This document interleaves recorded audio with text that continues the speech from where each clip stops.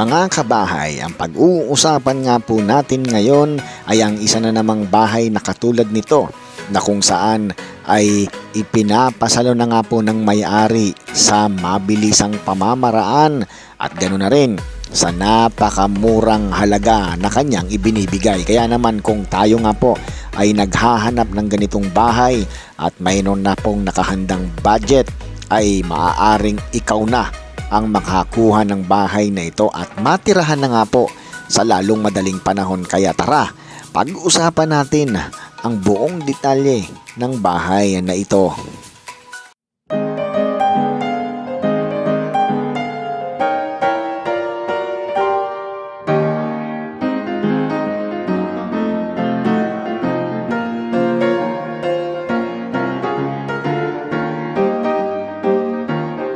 Patuloy ang video.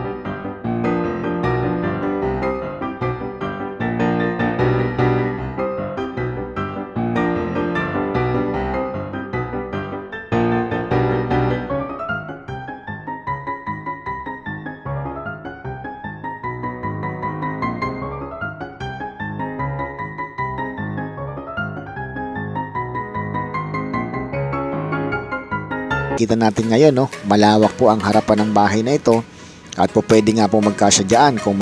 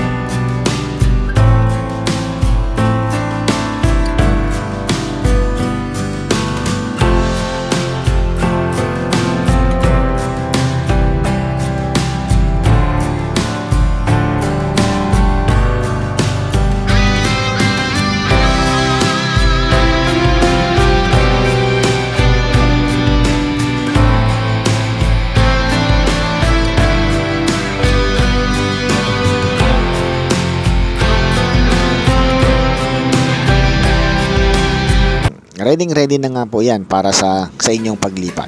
So ang monthly naman po na amortization na binabayaran dito ng may-ari ay 17,800 73. Yan. So, payable po siya ng 15 years. So, para nga po doon sa ating mga kabahay na nagtatanong yan, ayan po yung kanyang binabayaran na monthly amortization. So, 17,873 pesos. Buwan-buwan po yan sa bank financing. So, hindi nga po nabanggit kung anong bangko, pero po pwede nga po naman yan na maitanong sa kanila sa oras po na magkaroon kayo ng interest sa bahay nito at tawagan nyo po yung may-ari nang makakausap nyo nga po. At lahat na nga po nang po pwede nyong maitanong ay maitanong na rin sa kanila. Ngunit ipinapaalala ko nga po palagi na sa pagkuha po ng mga ganito ay nais ko pong alamin ninyo ng buong buo ang mga detalye ng bahay na ito at dapat po ay laging nasa legal na pamamaraan at notaryado po ang lahat ng dokumentong kakailanganin at gagawin ninyo sa oras na magkabentahan po kayo nito. So makipag-coordinate din po tayo sa developer, higit sa lahat sa ating mga abogado para po lahat ng ating mga papeles ay maging dokumentado at talaga namang mapapatunay na legit po yung binibili nating bahay. Maiwasan po yung mga scam ngayon at napakarami na nga pong taong naluloko. So sana po ay maging